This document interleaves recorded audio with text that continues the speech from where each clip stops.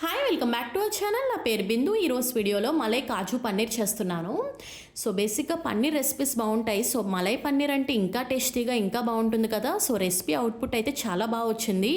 మీరు ట్రై చేసి కామెంట్స్లో చెప్పండి. I feel so happy. Process అనేది స్టార్ట్ చేస్తున్నాను. ప్యాన్లో 1 కప్ వాటర్ యాడ్ చేసుకుని 1/2 కప్ కాజూస్ని బాయిల్ చేసుకుంటున్నాను మీడియం ఫ్లేమ్ మీద 3 minutes.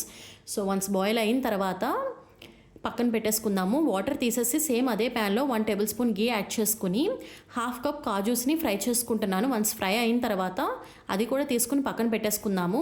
అండ్ అదే ప్యాన్లో 1 tablespoon గీ యాడ్ చేసుకుని నేను చూపిస్తున్న బిర్యానీ మసాలా ఐటమ్స్ అన్నీ కూడా అందులోకి యాడ్ చేసేస్తున్నాను. విత్ మెజర్మెంట్స్ సేమ్ యాస్టేజ్గా యాడ్ చేసుకోండి. అండ్ ఈ రెసిపీ క్వాంటిటీ వచ్చేసి 2 to 3 members ఈజీగా సరిపోతుందన్నమాట. సో మసాలా ఐటమ్స్ అన్నీ కూడా గీలో యాడ్ చేసిన తర్వాత లో ఫ్లేమ్ మీద 2 minutes అనేది ఫ్రై చేసుకుంటే సరిపోతుంది. మంచి ఆయిల్స్ అండ్ అరోమా అనేది రిలీజ్ అవుతుంది. అండ్ ఈ టైంలో 1 కప్ మీడియం సైజ్ ఆనియన్ని ఫైన్గా చాప్ చేసి వేసుకున్నాను. So and 1 tablespoon oil add చేసుకుని ఆనియన్స్ బాగా మగ్గిన తర్వాత 1 tablespoon ఫ్రెష్గా చేసుకున్న జింజర్ గార్లిక్ పేస్ట్ వేసుకుని బాగా మిక్స్ చేసుకుంటున్నాను. వన్స్ మిక్స్ అయిన తర్వాత ఈ టైంలో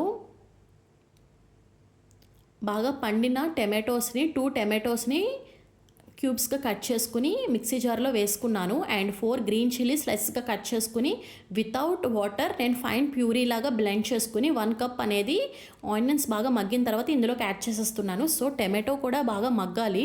సో వన్స్ టమాటోస్ని కూడా బాగా మగ్గిన తర్వాత ఇప్పుడు బాయిల్ చేసుకున్న కాజూస్ ఉన్నాయి కదా, కొంచెం వాటర్ యాడ్ చేసుకుని ఫైన్ ప్యూరీ లాగా కాజు పేస్ట్ని కూడా టమాటోస్లోకి యాడ్ చేసేస్తున్నాను. ఎక్సెస్ పేస్ట్ని వాటర్ యాడ్ చేసుకుని అది కూడా యాడ్ చేసేస్తున్నాను. వన్స్ బాగా మిక్స్ చేసుకోవాలి.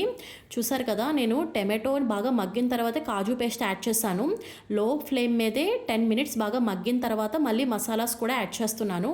2 tablespoon చిల్లీ పౌడర్, 2 tablespoon ధనియా పౌడర్ అండ్ పావు పసుపు అండ్ కావాల్సినంత సాల్ట్ అండ్ వాటర్ ఈ టైంలో యాడ్ చేస్తున్నాను. బాగా మిక్స్ చేసుకుని ఇది మలై పన్నీర్ 400 grams తీసుకున్నాను. సో దీన్ని క్యూబ్స్గా ఈవెన్గా కట్ చేసుకుని ఇప్పుడు ఈ టైంలో వేసేస్తున్నాను అనమాట.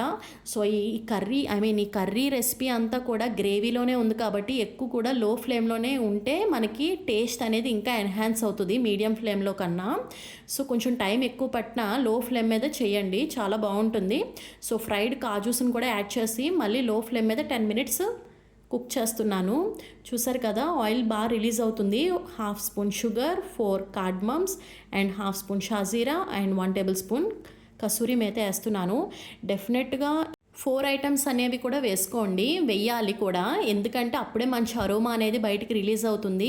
సో ఎప్పుడైతే నేను ఈ ఐటమ్స్ వేస్తున్నానో డెఫినెట్గా వేస్తే మీకు ఆ టేస్ట్ అనేది నెక్స్ట్ లెవెల్లోకి వెళ్ళిపోతుంది అనమాట.